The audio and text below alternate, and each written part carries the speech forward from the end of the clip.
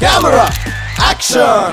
With कलाकार Shruti. Super hits 93.5 red FM वर मी कलाकार श्रुती आणि आज माझ्यासोबत एक अशी ऍक्ट्रेस आहे म्हणजे मला असं वाटतं की आय एम सो लकी की मला तिचं नाव मिळालेलं आहे.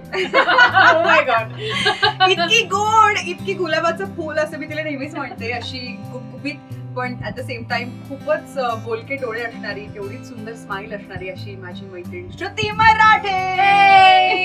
So, पहिली गोष्ट श्रुती, मला माझ्या आई वडिलांनी नाव हे का दिलं ह्याची हिस्ट्री मी त्यांना ऑलरेडी सांगितली आहे, पण मला सांग की तुझ्या आई वडिलांनी श्रुती हे नाव तुला का दिलं? मला खरं कारण माहिती नाही, पण मला उगीच असं कारण वाटतं की माझ्या बहिणीचं नाव प्रीती आहे आणि तिला रायमिंग काहीतरी असावं म्हणून माझं नाव श्रुती असं आहे बाबांनी ठेवलं.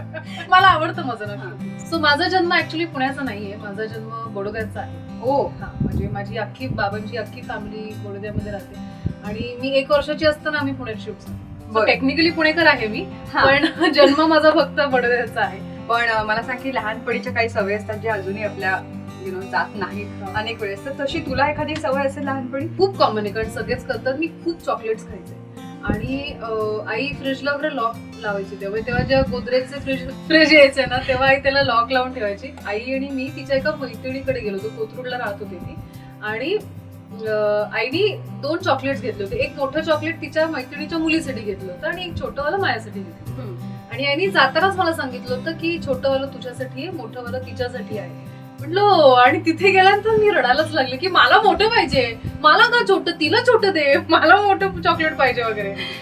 मग घरी जाताना मी असं, तू का चिडली माझ्या? ती म्हटली गप्पा बस, घरी चल वगैरे, असं सगळं झालं. आणि घरी गेल्यानंतर ती मला म्हटली की आजपासून तुला शिक्षा, तू रोज फक्त चॉकलेट खाणार आहे. तुम्ही खूप खुश झाले ग की wow, it's like a dream come true. अर्धा दिवस गेला, मला फक्त चॉकलेट्स मिळतो, तोपर्यंत छान होते. मग संध्याकाळ झाली आणि अजूनही चॉकलेट्स मिळत होते. मला वरण भाताची आठवण यायला लागली ग की नाही, मला नुसते चॉकलेट नको. आणि मग मला कळलं की अरे ओ अच्छा, आईने शिक्षा दिली होती का मला. तुम्ही आईला जाऊन सॉरी म्हणाले की नाही असं परत नाही. बेस्ट यार हे म्हणजे. ओके, असं असतं ना की आपल्याला इच्छा असते की या 10वी-12वीचा निकाल जेव्हा लागेल तेव्हा तो फक्त आपण एकट्यानेच बघावा.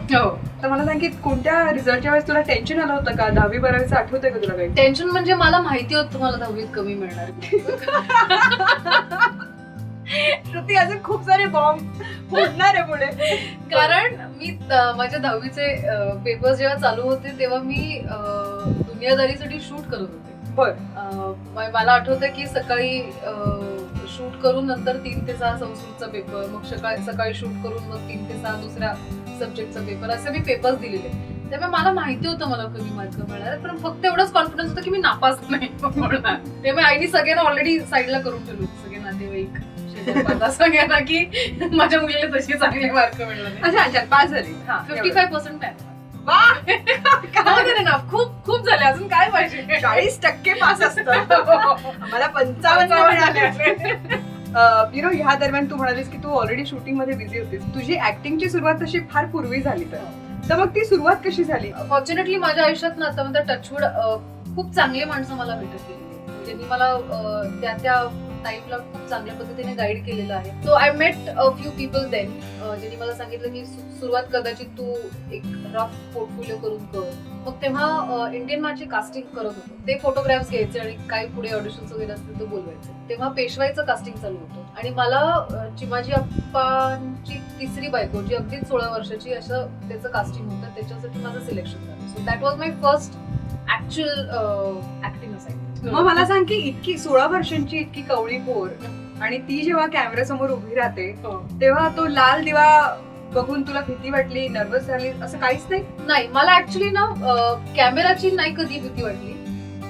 मी आता हा पण एक दुसरा वेगळाच किस्सा आहे. माझा पहिलाच सीन जो होता, माझा को ऍक्टर प्रसन्न केतकर होता, आणि माझा पहिलाच सीन होता की तुम्हाला असं प्रेमाने हात वगैरे लावतो. सो मला अशा टचची ना सवयच नव्हती. तर तिने माझ्या ना अचानक गालाला हात लावून मी थरथरायला लागले ग की बापरे काय काय काय होतंय. ते गाल लाल झाले, मी तर लवकर लाल होते, तर गाल लाल झाले, मी थरथरायला लागले. आणि मला ना असं असं सगळं व्हायला लागलं. सो कॅमेराच्या भीतीपेक्षा मला को ऍक्टरची भीती जास्त बसली. पण फॉर्च्युनेटली प्रसन्नाला तेव्हा कळलं की what I am going through, आणि त्याचं की तू शांत हो, तू अनकम्फर्टेबल होती. म्हटलं नाही, अनकम्फर्टेबल नाही, मला सवय नाहीये सगळ्याची वगैरे. मी तुझा हात 2 मिनिटं पकडून बसतो, म्हणजे माझ्या टचशी तू फेमिलियर होशील. तर असं सगळं झालं आणि मग तो सीन छान झाला. But that is how my first day. असं कधी काही झालं की मीडियामध्ये किंवा तू एखादं तुझ्याबद्दल रुमर ऐकलं किंवा तू तुझ्याबद्दल काहीतरी लिहिलेलं वाचलंस आणि यू गॉट अपसेट की हे काय आहे? अपसेट असं नाही, पण मी जेव्हा साऊथ करत होते ना तेव्हा मला नेहमीच साऊथ आणि मराठी बॅलन्स करायचं होतं नेहमी. पण 2 साऊथच्या फिल्म्स केल्यानंतर ना सगळीकडे उगीच पसरलं की श्रुतीला मराठी करायचं. हो. आणि you won't believe Shruti, I had the toughest time getting back to Marathi. कारण ते इतकं जास्त पसरलं होतं की माझ्यापर्यंत काम यायचंच नाही. आणि जेव्हा एका पॉईंट नंतर जेव्हा मला साऊथचा कंटाळा यायला लागला बिकॉज ऑफ लँग्वेज बॅरियर, आणि जेव्हा मी मराठीत परत यायचं ठरवलं, मला पुन्हा शून्यापासून सुरुवात करायला लागली. पुन्हाच त्या लोकांना जाऊन भेटावं लागलं की अरे मला मराठीत काम करायचंय, पुन्हाच तो स्ट्रगल करावा लागला. So that second phase was very bad. आणि मग त्यानंतर तुला राधाई भावरी ही सिरीज मिळाली. Okay, how do you deal with such people जेव्हा ते टिपिकल ऍक्ट्रेसेस ना त्यांच्या ऍक्टिंग साठी नाही तर वेगळ्या गोष्टींसाठी विचारतात? I think you have to be very very clear on what you want. Yes, me too आपलं आता जे सगळी मुवमेंट चालू आहे त्याच्यामध्ये फोर्सफुली किंवा सेक्शुअल हॅरेसमेंट झालेले आहेत. पण इफ यू से नो तर पुढे तुमच्या बरोबर काही घडत. पण ते नो म्हणण्यासाठी you have to have that guts. बरेच वेळा काय होतं की काम जाण्याच्या भीतीने ना खूप मुली नाही म्हणत नाहीत किंवा सहन करून घेतात किंवा ठीक आहे आपण नंतर बघू काय असं करून इट पासेस अवे. आणि नंतर त्या गोष्टीचा तुम्हाला त्रास व्हायला लागतो की अरे मेरी साथ ये सब हो गया. मला आठवतं एका फिल्मसाठी मला विचारलं होतं की असं असं आहे आणि पण you will have to compromise.